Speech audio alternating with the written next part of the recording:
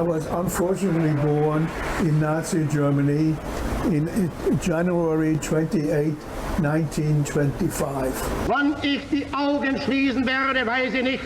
When I was 8 years old, Hitler came to power, and that was the end of my childhood. Stories of survivors. One New York woman has made it her mission to preserve them.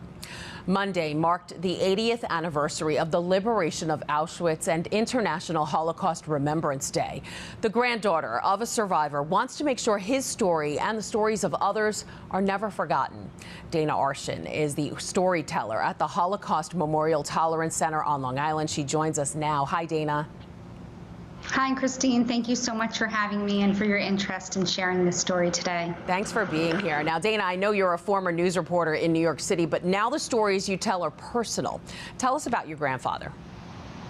Yeah, so, they were always personal because I, at my last station, actually started a Holocaust series where I would go around interviewing Holocaust survivors. And I did that because of my grandfather, who I've always called my Poppy. He passed away a little over a year ago at 101 years old, just shy of his 102nd birthday.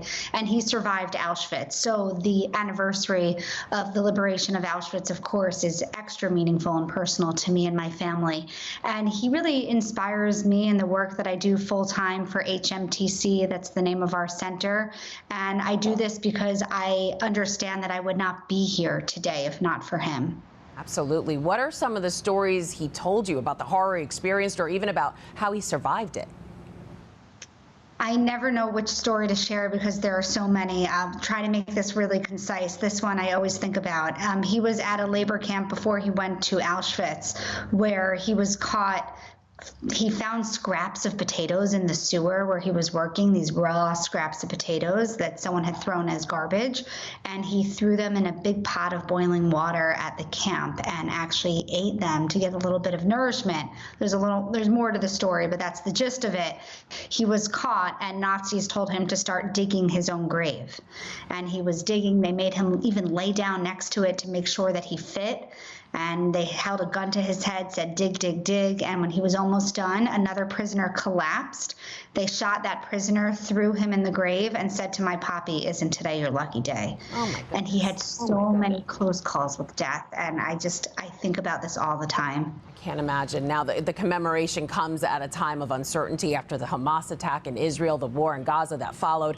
There's increased anti-Semitism around the world. In fact, a recent survey from the Anti-Defamation League says 46% of adults worldwide hold elevated levels of anti-Semitic attitudes. It also found 20% have not heard about the Holocaust. So it really goes to show that telling these stories are important, right?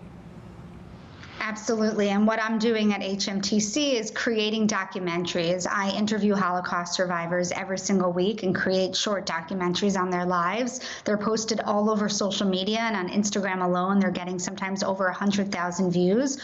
Separately, our center educates tens of thousands of students every single year. We bring Holocaust survivors, children of survivors, and speakers to school districts all across Nassau and Suffolk County on Long Island and beyond. And this is our way of trying to educate one student at a time, because you're right, those stats are frightening. And all we can do, though, is focus on the present and what we are capable of doing. And our education team is just trying its hardest to get the lessons of the Holocaust out there and to teach our students. All right, Dana Arschin from the Holocaust Memorial Tolerance Center. Thanks so much for the work you do to keep these stories alive. Thank you so much for caring enough to have me on and for featuring our center. We're so grateful. To see more of Dana's work and hear more stories of Holocaust survivors, just go to hmtcli.org.